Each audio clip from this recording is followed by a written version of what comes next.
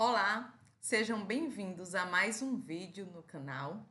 E hoje nós vamos falar sobre o quebra-quilos, né? Uma revolta altimétrica no antigo norte oitocentista de 1874 a 1875, ok? Então vamos analisar por partes, né? Logo nós vamos falar aí sobre esse termo altimétrica, né? E entender o que é que significa essa revolta altimétrica, né? No sentido literal, a altimétrica, ela é uma medida de alturas em relação ao nível do mar, né? Em geografia e cartografia, por exemplo, a altimetria ela vai indicar as elevações do relevo. E na história, né, nesse contexto da historiografia, é de uso metafórico, tá? Então, vale ressaltar que a expressão revolta altimétrica, ela não se refere a uma altitude geográfica real, mas há um jogo simbólico aí com essas ideias de medidas, de unidades, né? Que foram impostas de cima para baixo, do poder imperial, né, no alto, para o baixo, né, o povo. E aí a gente vai entender o contexto do uso desse termo. Mais à frente eu vou explicar por que essa relação com essa altimetria, tá? Mas é importante entender inicialmente que a revolta do quebra-quilos foi uma reação popular contra a imposição do sistema métrico decimal francês no Brasil. Isso aí, né, substituía antigas medidas tradicionais como o alquer, o arroba, a légua, a vara, dentre outros, né? E esse termo altimétrica, ele pode ser entendido como uma crítica meio que irônica e representando uma tentativa de medir, de organizar, de controlar a sociedade a partir de uma lógica científica e estatal, sem considerar os saberes e as práticas locais. Então, essa revolta, né, como se fosse uma interpretação histórica, né, fazendo essa interpretação histórica do termo como se fosse uma revolta com relação a essas medidas adotadas. Então, de acordo com alguns autores, como o historiador Renato Pinto Venâncio, né, em sua obra A Revolta dos Quebra-Quilos, Resistência à Modernização, de 1994, nós vemos um trecho onde Venâncio fala sobre a crítica à forma como o Estado imperial, de cima para baixo, impôs padrões, né, leis e medidas sem diálogo com a população rural, analfabeta e tradicionalista. Isso aí nós vimos no vídeo anterior, como se deu um pouquinho aí desse contexto que veio a culminar em revoltas, ok? E aí, para a gente entender esse contexto, né? Como eu sempre falo, é importante fazer esse contexto histórico para entender como chegamos até a atualidade, né? Como as coisas deram, em que contexto. E aí, uma coisa que é importante lembrar é que a expressão revolta altimétrica não é o nome oficial do movimento, tá? Vou até voltar aqui. O movimento não foi com esse nome específico, mas em provas, né, como as provas da IDECAM, por exemplo, a gente tem que analisar no contexto de que as provas elas são interpretativas, já falei, né? Não vai dar lá qual o nome da revolta, em que ano aconteceu. Não é assim que você vai marcar 1870, 1074, 1900, né? Não vai ser assim. Vai ser com relação à interpretação. Então a gente precisa entender o contexto, né? Fazer essas associações, né? É de cunho analítico, tá? Principalmente aí, né, essas bancas como a IDECAM que valorizam a contextualização social, historiográfica, né, por exemplo. Então, a gente vai associar o quebra-quilos, né, essa revolta altimétrica aí no antigo norte oitocentista, com a modernização forçada, a resistência popular, imposições do sistema métrico decimal, que nós vamos ver mais na frente hoje, e o desconhecimento e marginalização dos saberes locais. Então, é importante ter isso em mente para que a gente possa fazer essas associações quando estiver respondendo a prova, tá bom? E aí, como eu falei, né, eu gosto de contextualizar e vou fazer uma contextualização histórica aqui, especificamente do Brasil, do Segundo Reinado, tá? Segundo Reinado, de 1840 a 1889, do imperador Dom Pedro II. Só que para a gente fazer uma contextualização histórica, né? Para chegar no Segundo Reinado, a gente precisa entender a transição do primeiro até chegar no segundo, tá? E aí, além da transição do primeiro para o segundo, o meio termo, que foi fruto aí de grandes revoltas, tá? E aí, para chegar no segundo reinado, houve o primeiro, então nós vamos entender esse processo. O fim do primeiro reinado, né, se deu aí com a abdicação de Dom Pedro I em 1831. Os motivos para a crise do primeiro reinado, que foi de 1822, como vimos no vídeo anterior, né, até 1831, onde ele abdicou, né, se deu aí em virtude do autoritarismo de Dom Pedro I. Ele impôs a Constituição de 1824, falei no vídeo anterior, né, e foi de forma autoritária, né? Na prova pode vir com o termo outorgada, tá? Ou seja, não discutida, foi imposta, tá? Ele centralizou o poder no poder moderador, vimos também no vídeo anterior. E isso aumentou as tensões políticas. Então, enquanto estava ali mexendo somente com escravos, excluídos, estava, entre aspas, né, tudo bem.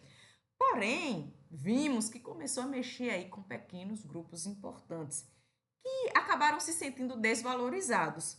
E aí começou o conflito com as elites brasileiras. As elites, elas queriam maior autonomia provincial. Então, Dom Pedro I era visto aí como mais preocupado com Portugal do que com o Brasil.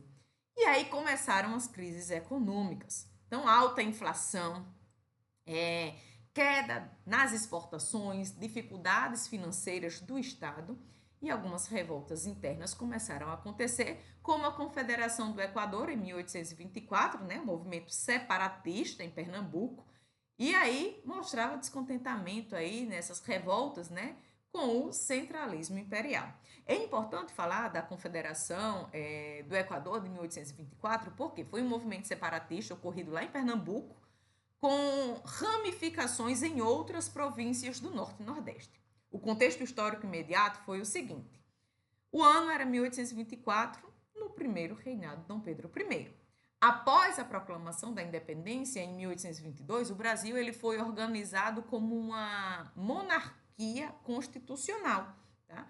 E aí, a primeira Constituição brasileira, outorgada, né, imposta por Dom Pedro I em 25 de março de 1824, ela concentrou muito poder nas mãos do imperador. E estabelecia aí o poder moderador exclusivo do imperador. Então, poder moderador, exclusividade do imperador, tá?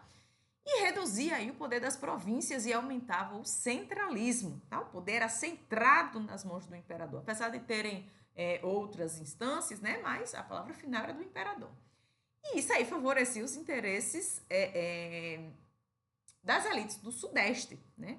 Esse modelo, ele gerou aí uma forte oposição nas províncias Norte e Nordeste, tá?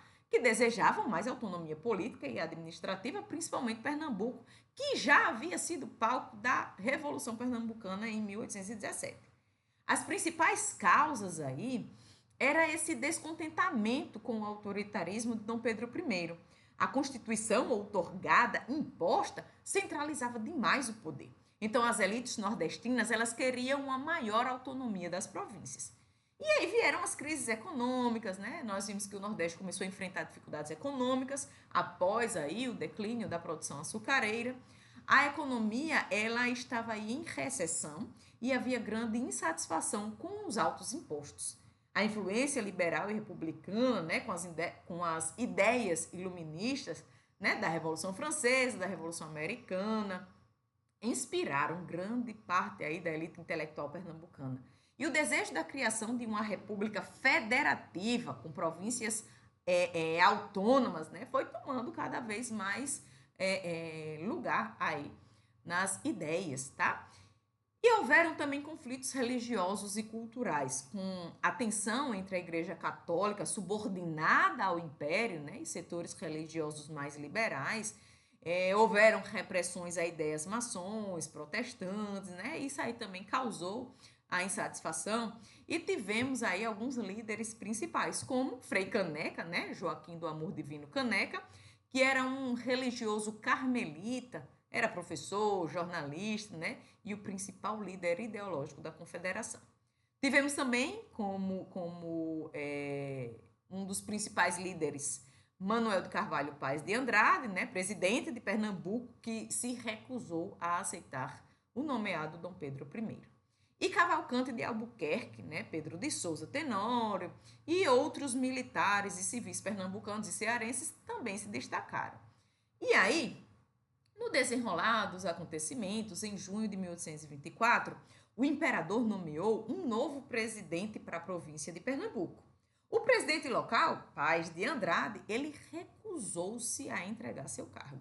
E aí Pernambuco declarou independência, né? E proclamou aí a Confederação do Equador, um governo republicano.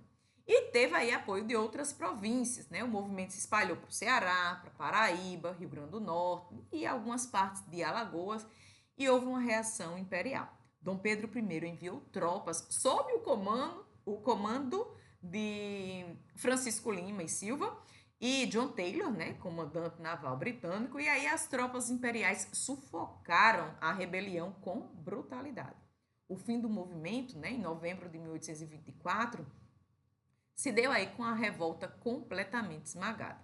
Frei Caneca foi executado por fuzilamento porque os algozes se recusaram a enforcá-lo por ele ser um religioso, e aí executaram através do fuzilamento. E vários líderes foram condenados à morte ou então ao exílio. As consequências foram da repressão e a centralização. O império passou a vigiar mais de perto as províncias do norte e nordeste, né? E a repressão fortaleceu o autoritarismo do governo aí de Dom Pedro I. E aí o liberalismo foi enfraquecido, né? Os movimentos republicanos e liberal sofreu aí um duro golpe. As ideias republicanas foram reprimidas, mas continuavam a circular, e deixou aí um legado histórico. A Confederação do Equador é lembrada como um dos principais movimentos republicanos no Brasil imperial. Frei Caneca, ele se tornou aí um símbolo de luta pela liberdade e pela autonomia política, e a gente vê aí, né, que houveram grandes questões, tá? A repressão imperial, a execução dos líderes, né? E aí, né, nós vemos num contexto aí de sucessões, né, para a transição do reinado, porque quando o rei Dom João IV morreu em 1826, Dom Pedro virou também Pedro IV de Portugal, né? Então ficou com esse duplo reinado. E aí Dom Pedro I abdicou do trono português em favor da filha, mas isso gerou uma certa desconfiança aí no Brasil, né? E aí, pressionado por essas manifestações populares, pela imprensa, pelo exército, Dom Pedro I abdicou o trono brasileiro em 7 de abril de 1831 em favor de seu filho Dom Pedro de Alcântara, que tinha apenas 5 anos de idade. E aí, adentramos, né, no período regencial em 1831, que foi até 1840, tá? Com esse interregno entre os dois reinados, com esse intervalo, tá? Interregno com um intervalo. E aí as principais características, né, com o novo imperador, como o novo imperador ele era menor de idade, o Brasil ele passou a ser governado por regentes. E aí foi um período de transição bem conturbado e instável, com vários conflitos. Já começou ali, né, com essas instabilidades, com esses descontentamentos, e nesse período de interregno, né, de intervalo de reinado, aí a coisa foi ficando cada vez mais séria. Inicialmente, né, nós tivemos com relação à regência, como Dom Pedro II era menor de idade, né, ele precisou aí ter essa questão de regentes, né, de ter o governo regente. E nós tivemos alguns tipos de regência, basicamente 3, né? A regência trina provisória, a primeira, né? Regência trina provisória é trina de 3. E aí, trina provisória, em 1831, composta por 3 membros, até que escolhessem, né, os regentes permanentes, por isso que é provisória, trina provisória. Aí, né, ficou ali 3 membros até escolherem os regentes permanentes. Aí, no segundo momento, em 1831 até 1835, nós tivemos a regência trina permanente, mandato de 3 regentes eleitos pela Assembleia. Ficaram aí de 1831 a 1835. E depois, no terceiro momento, nós tivemos a regência una, né, de somente um regente. Por quê? Que foi a regência una foi de 1835 a 1840. E aí, o que é que aconteceu? Tivemos a lei, né, de interpretação do ato adicional em 1834, e essa lei ela permitiu que apenas um regente governasse. E aí, o mais conhecido foi o padre Diogo Antônio Feijó, depois substituído por Araújo Lima. E aí, nesse contexto, né, nós vimos revoltas e conflitos durante essas regências, tá? O período regencial foi marcado por grande instabilidade e revoltas regionais motivadas pelo centralismo e por problemas sociais. Então, nós temos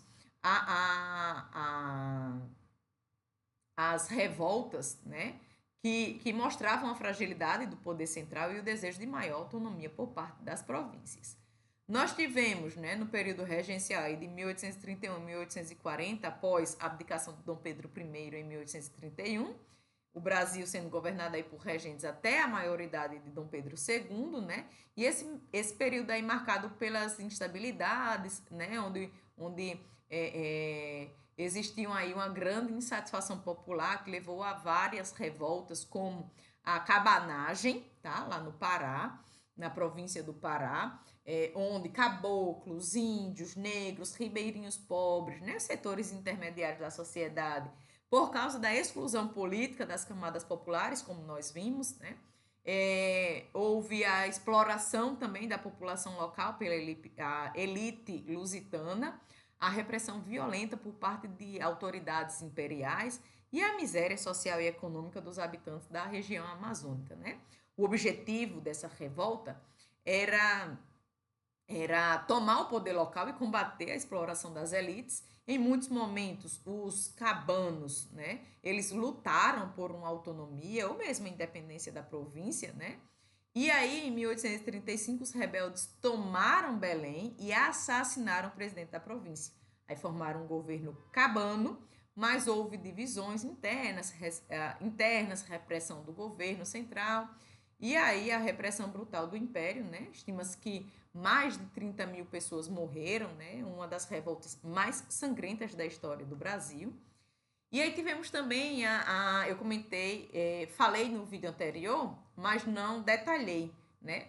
E aí, vou aproveitar para mencionar agora, né? Da Revolução Farroupilha, no Rio Grande do Sul, de 1835 a 1845, né? Na província de São Pedro do Rio Grande do Sul, onde os pecuaristas, militares, né? Alguns escravizados e a população regional, por causa dos altos impostos sobre a charque, que é a carne seca, mencionei em outros vídeos, estava prejudicando os produtores locais, né, esses altos impostos.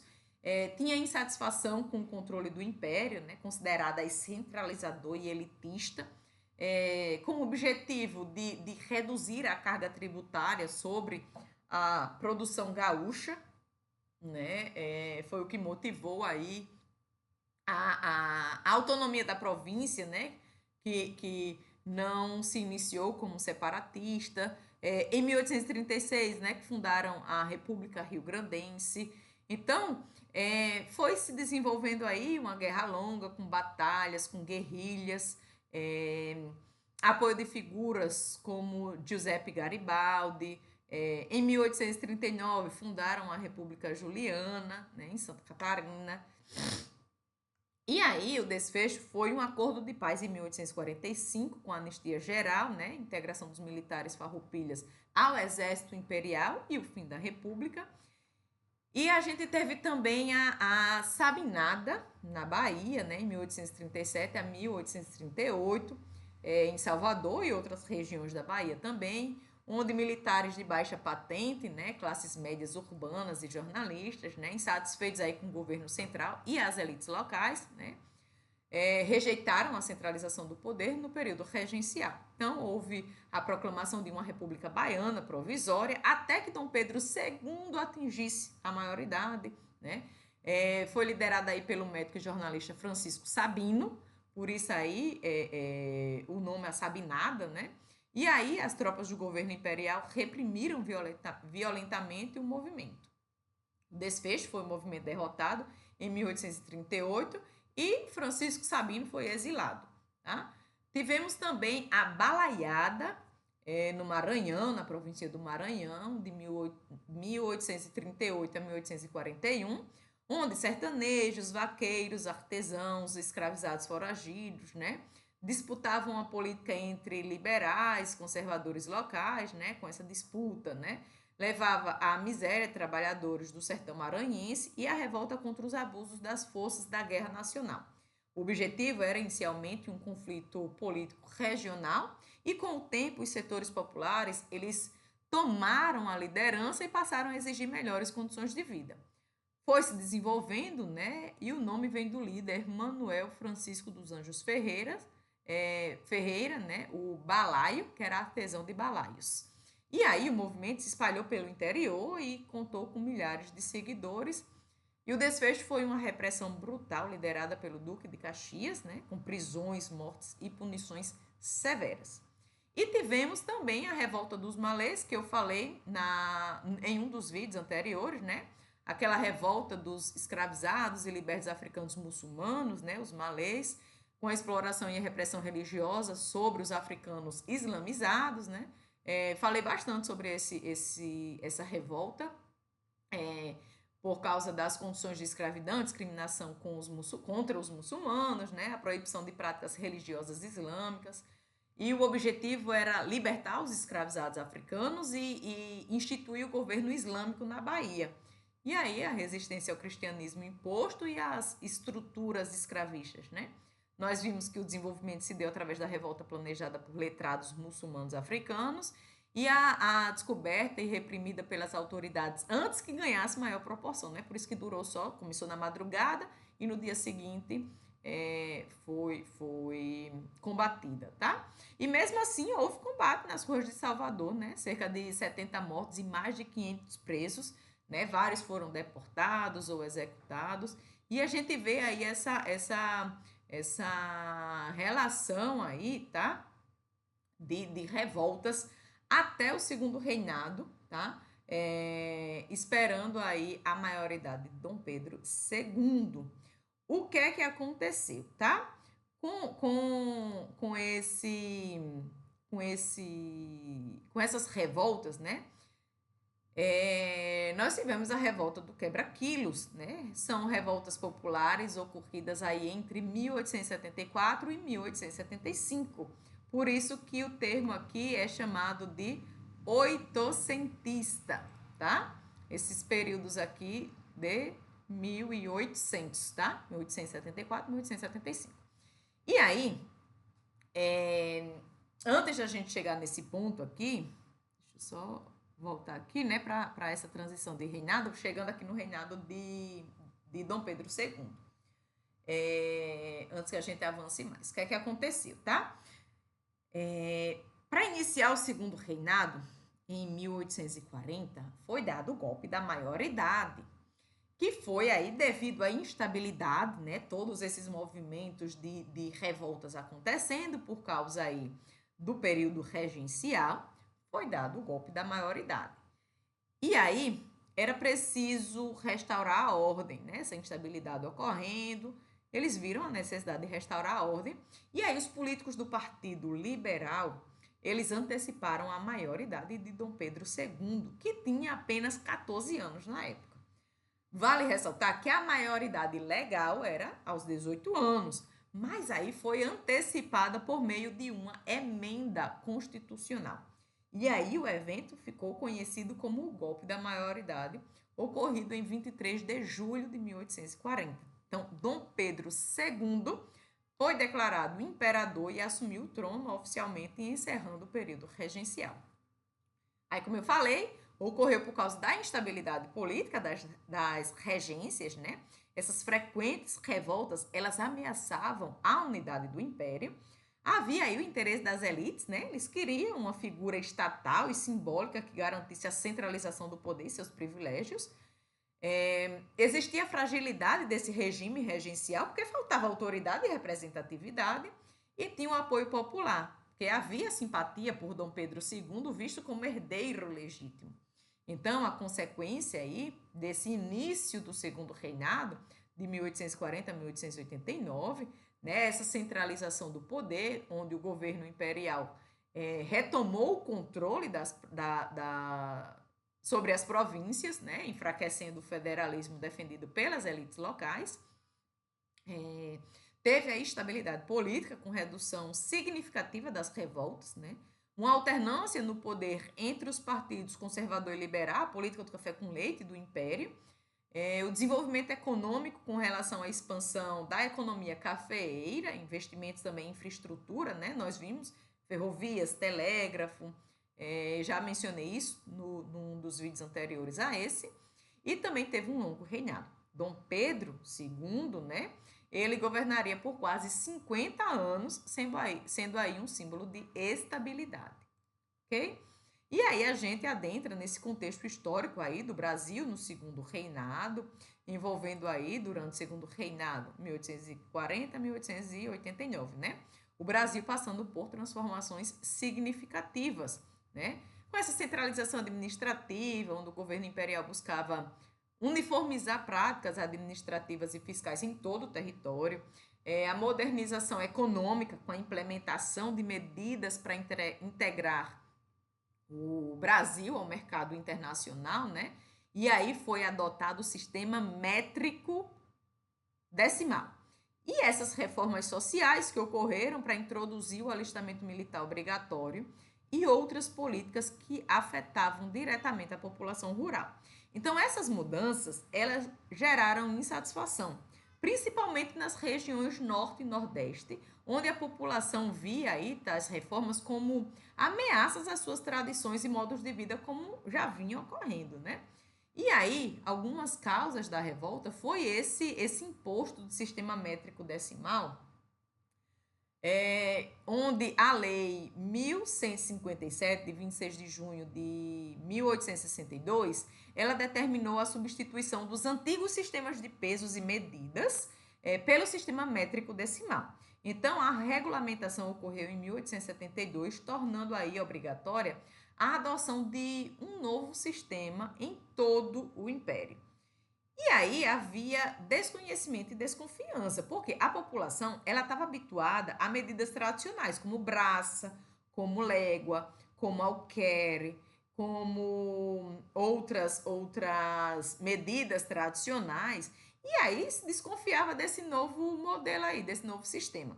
E temendo ser enganada, né, nessas transações comerciais, começaram a haver, com essas desconfianças, revoltas, né, as revoltas populares. Existiam custos adicionais. Os comerciantes, eles repassavam aos consumidores os custos da aquisição dos novos instrumentos de medida, encarecendo os produtos. Então, imagina aí que é como uma taxa que a gente paga hoje, né? A gente vê impostos embutidos. E aí, de início, as pessoas não gostaram, né? Porque isso aumentava a carga tributária. Tinham os chamados impostos do chão, né? Que é a cobrança sobre os feirantes que expunham as mercadorias no chão das feiras, né? Era uma prática comum entre pequenos comerciantes. Tinha taxa sobre instrumentos de medição, né? Obrigatoriedade de adquirir ou alugar os novos padrões de medidas, né? Gerava despesas adicionais para os comerciantes e eles repassavam para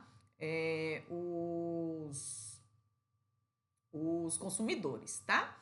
E aí também tinha a questão do recrutamento militar obrigatório, porque existia a lei do sorteio, né?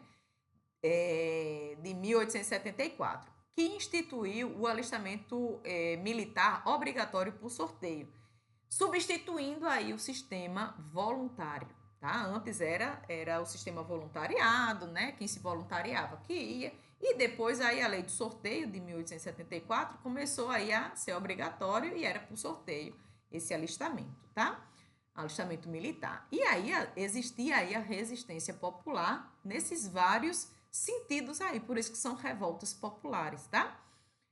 A população rural temia ser obrigada a servir nas forças armadas, sendo retirada de suas atividades agrícolas essenciais para a subsistência, né? E a gente vê a atuação aí autoritária, né? E de autoridades locais e fiscais, que era assustadora e revoltante. Então, nós vemos aí as causas da revolta do quebra-quilos, né? Que teve cunho econômico, político e social, ok? Com relação aí às abrangências geográficas, né? Antes disso, né, vamos falar aqui sobre esse significado, né, do nome quebra-quilos, por causa da prática de quebrar balanças e instrumentos de medição em quilos que simbolizavam esse novo sistema métrico que eu mencionei anteriormente. Então, a gente vai falar aqui sobre a abrangência geográfica, tá? A revolta ela teve início na Paraíba e foi se espalhando por diversas províncias do Nordeste. Na Paraíba, né, Vila de Fagundes foi um dos primeiros focos. Aí Pernambuco, Alagoas, Ceará, onde diversas localidades aderiram ao movimento. Né? No Rio Grande do Norte, cidades como Mossoró, Acari, Caicó, Jardim do Seridó, Vila do Príncipe, que é Caicó. Importante também falar, quando falar em Vila do Príncipe, né, cidade do Príncipe, é Caicó, tá? E aí, quando a gente for falar sobre mais na frente, né, eu falo príncipe e princesa. E aí a Vila do Príncipe, que é a atual Caicó, né, foram palco dessas manifestações. E tivemos participações populares, né? A revolta foi caracterizada aí por uma participação popular ampla. Pequenos agricultores, artesãos, comerciantes, né, os principais afetados por essas mudanças impostas pelo governo imperial. E tivemos também lideranças locais, como João Vieira Manuel de Barros Souza e Alexandre Viveiros, que destacam-se entre esses revoltosos, ok? Nós vemos aí a questão, né, de que tinham também muitos analfabetos, religiosos populares, né, beatos e líderes carismáticos locais, e nós vimos que sempre são os mesmos grupos, né, excluídos, tá? E aí como é que ocorreram esses levantes, né? O desenvolvimento da revolta se deu da seguinte forma: as manifestações elas ocorreram principalmente durante as feiras, né? Que eram os momentos em que a cobrança de impostos era mais intensa, tá? E aí havia destruição de instrumentos de medição, né? As balanças e pesos do novo sistema eram alvos principais, né? Destruindo ali, não tinha como seguir, né?